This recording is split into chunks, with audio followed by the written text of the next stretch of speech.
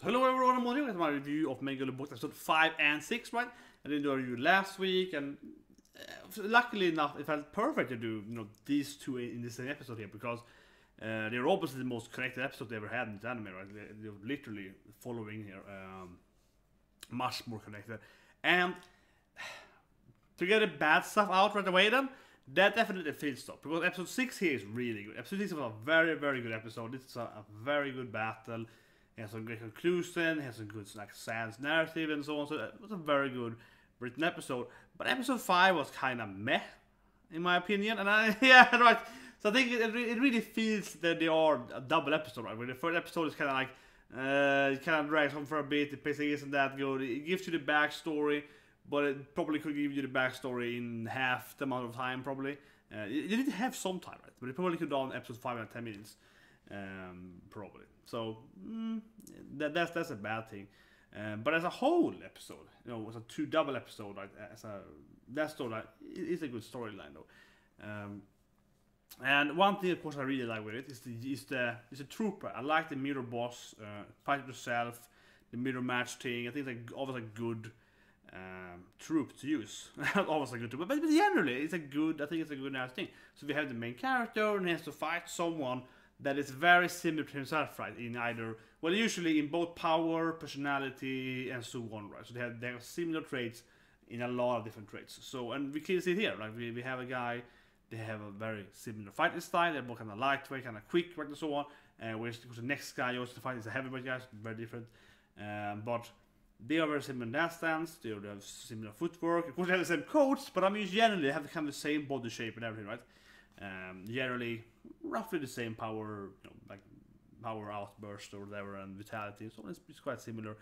And then they have like a weakness each. So Yo has no gear, other guy has no legs. It's like, the samurai, which was the big weakness in the end, but they have a similar, not exactly the same weakness, but they do have a weakness, and so on. So they're very similar. However, though, as with classic things here, not the bad guy, I say, but antagonist here, the mirror boss, has a few advanced strengths. So he has the gear, he punches stronger, he's better defense and so on, right? So Yo, the main character, has to fight someone that is very much equal, but he has something, plus that. Yeah, he's like, oh, he's exactly me. He has, exact same stats and everything, but in power, he has like double my power because he has the gear. So something like that, right? And then the main character has to overcome that. So yeah, it's a very, very classic trope. But I always liked it. And of course, you can't use it more than like once or so. Yeah, that's the thing. You can't use it more than pretty much once per storyline. So for example, in Dragon Ball we have Vegeta, right? Goku fights a lot of different people over the years, but when he meets Vegeta the first time, really, it's like he's fighting someone that's same race, similar powers, get stronger by losing health, they go down to 1 life, and they can both turn into Osho, go and stuff. But so they're very, very similar, right? Because they have all the same, racial power limits and so on. So for example, like that. Of course, you have in One Piece, yeah, spoiler, but yeah, in One Piece we obviously have the latest Luffy battle, which is pretty much exactly this, where he fights in the mirror world. yeah. I want to spoil for anime only watch One Piece, but it's like, yeah, that is very much this battle, right? The same trope here. In many, not exactly the same, but I mean, it has a general feel to it. So very, and likewise in One Piece, that has never really been used before, yeah. I guess that Lucy is somewhat similar, but he's a Suan user, so on, it's really the same thing, right? So yeah, they usually have this in like every shonen has this like once or so, yeah. Yeah, every shonen has it once or twice. Actually, Naruto never has it really, because he never fights someone that's actually similar to himself. I'm thinking about it. Naruto fights a lot of different characters, but no one is really like him with all the clones and so on. Interestingly enough, yeah, he's fighting other people. But I guess Gaara, yeah, in Naruto I would say it's Gaara, yeah, that is his mirror boss. He fights another guy that has a Jinchuriki, has to be side of him, they can both summon their beasts, that they can fight a little bit, so on, right there. It's kind of like that, yeah, I guess it would be Gaara. So, yeah, I think pretty much almost every battle shonen, typical shonen manga anime has the mirror match story, right? And the classic example is like Link in games. You usually fight the Mirror Link or Shadow Link and something like that in a lot of the games. You fight the evil version of yourself. You have to overcome yourself, right? So whatever. But And that is pretty much what the episode is, though. It's a question of that things, and it works really well. It also has the underlying story that, of course, the other guy that is a better one, right?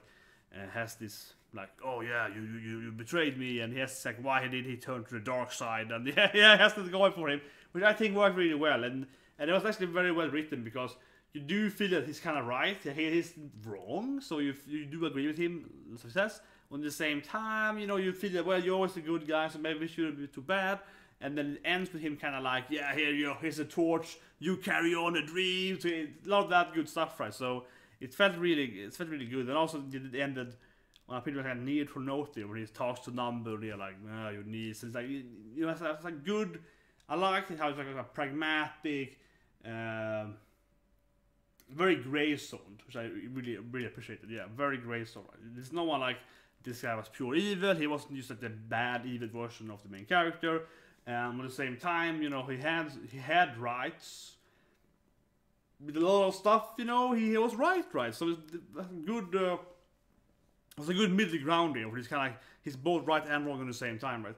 And yeah, so I think it's a very very good battle there, and also generally storyline. But definitely though, the episode 6 is really good, right? Episode 5 is kind of obviously episode 5 setting it up, so it's kind of like how fast to set it up, right? And you pretty much get what you do. The one thing I will say though, that split a little bit, was the flashbacks kind of jumped a little back and forth, and I don't think they felt like a few flashbacks wasn't in like chronological order, and it wasn't really mentioned like how they was working. So that was like 1 or 2 flashbacks where it's like 10 years ago, 10 years ago, 10 years ago. Suddenly it's like 5 years ago, which is fine, right? But then it goes back, but then it jumped back to 10 years ago, and that I didn't like. I have to say that was probably my least favorite moment there, which I saw it. It went from like 10, 10, 10, 5, 5, 3, 10 again, right? 10, 10, and then it's like 3 again, and then time. It's like, yeah, that weird jump back to the first felt kind of strange. Not the same thing though as when he gives him the what was it? The wolf racing, or like dog racing, yeah. That was the same thing though, because that was a very. It's like significant. Do you remember this thing? You kept them, and then it's like let's jump back 11 years ago, or like before the war, yeah, even further back.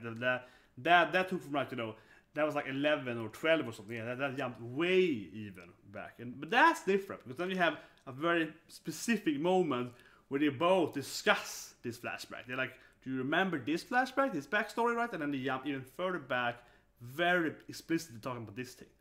But sometimes kind of went with his suicide attempt, and they kind of went back. Yeah, that was kind of confusing, in my opinion. When it actually happened in the order, like when was the suicide? I mean, I'm assuming it was after he gets back home and the Number gym is closed.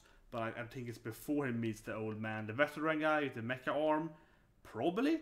But actually, the order of the flashbacks, you would imagine if it was just chronological order, it would be after he starts fighting. With their legs, arguably, right? It's a little weird flashback there. And then they also showed it again later on with the dog. The dog with things. But that's different though, again, because there was a very explicitly mentioned. Remember this flashback, right? And they talk about it. So that is different. When you have the second vision of the suicide thing. But the first time, it's like, it was. I mean, the scene was great. The scene was great. I don't say that, but I'm saying that it actually is like, I'm guessing it's when he returns. And he can't enter, he tries to punch the gym, and the gym, he breaks the gym window. I think it's after that, probably. But that was actually, that's just me assuming that's how it is, because it was episode 6 to show the mirror thing, or sorry, the window thing. That was 1 episode later, but I think that's happening is before the suicide. So this yeah, I think so. So that is my actual, that's my biggest, when I say it was like that was a little confusing.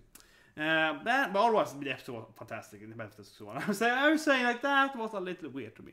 But anyway, hope that's the review of episode 56, and I'll see you guys next week. I know my mouse is broken. See you next week.